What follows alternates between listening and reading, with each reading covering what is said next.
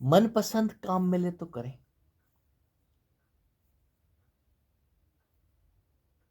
हमारा किसी काम में मन टिकता ही नहीं है।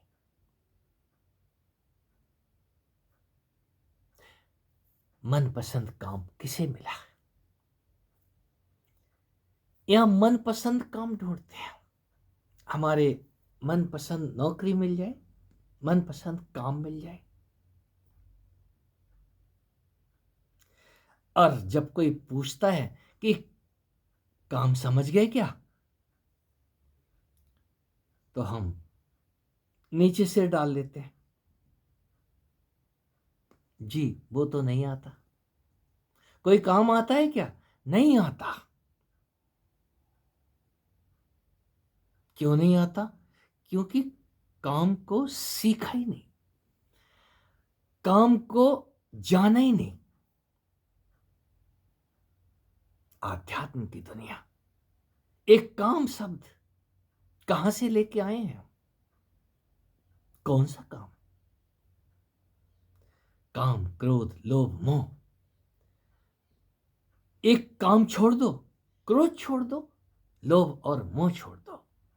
क्यों छोड़ दे? बगैर जाने छोड़ दे। और जिसने जाना है, कोई काम को जान के छोड़ता नहीं है, फिर उसकी पूजा नहीं करता है,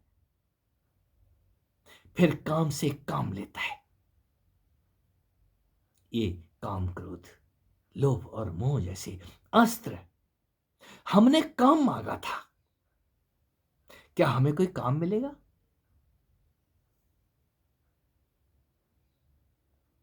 बच्चा जब बड़ा होने लगता है, 10 साल, 12 साल,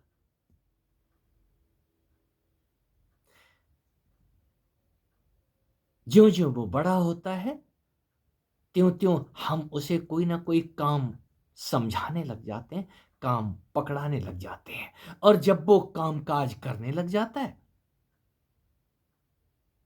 तब एक नई बात चलती है, बच्चे ने काम उठा लिया है, अब ये ब्याह के योग्य हो गया, शादी के योग्य हो गया, इसकी शादी ब्याह की चिंता करो। घर में बिटिया है, बच्चियां हैं, बेटी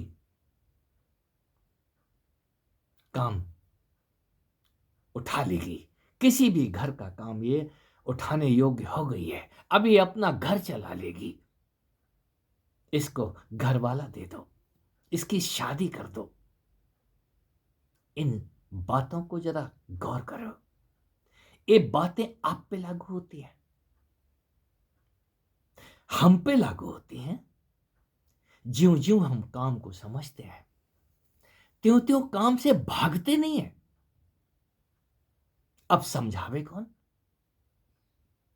हम बुढ़ापे में गुरुओं के पास जाते हैं, बुढ़ापे में संतों के चरण पखारते हैं कि हमें कोई मन टिकने का रास्ता बता दो ना, हमारा मन टिक जाए। तो वो भी क्या करेगा? उसका खुद का मन नहीं टिक रहा है, इधर उधर भागता फिर रहा है, तो वो आपको क्या बोलेगा? राम राम जपो, राधे कृष्ण करो, इसकी पूजा करो, कभी उसकी पूजा करो। अपना पल्ला झाड़ेगा ना, उसको खुद नहीं पता कि काम।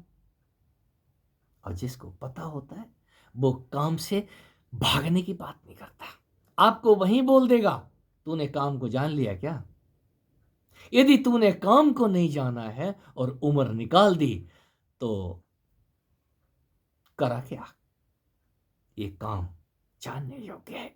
और जिसने भी काम जाना है, उसने फिर पूजा नहीं की है, काम से आनंद प्राप्त किया है। 24 घंटे यदि कोई चीज आपको आनंदित कर सकती है, और वो एक काम ही है। जानने योग्य, जिसने भी इस काम को जाना है, उसने शिवालय इसी तन के अंदर प्रकट कर दिया। इसी तन के अंदर उस महाकाल को उतार दिया।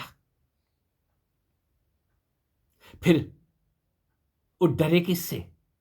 वो स्वयं ही महाकाल है, स्वयं ही अपने आप को खा जाता है, अपने आप को प्रकट कर लेता है, अपनी ही पूजा करता है और अपने इस तन के अंदर उस अपने सोते हुए विष्णु, उस शयन रूप, वो उसका ही स्वरूप है, उस मस्ती में जीता है। मृत्यु तभी तक है जब तक आप उस काम को नहीं जानते। एक काम कोई दूसरा नहीं समझाएगा, दूसरा तो इशारे ही करेगा, इस काम से ऊपर उठो, और जाने बिना कोई ऊपर उठ नहीं सकता। काम को जानो तो सही, जो जाना है उसने फिर कहां जाना है ये भी जान लिया। मन आपका मित्र है, शत्रु नहीं है मित्र। इसको शनै शनै उस काम के नजदीक लेकर के आओ जिससे आप अभी तक दूर भाग रहे हैं। यह तन आपको काम समझाएगा,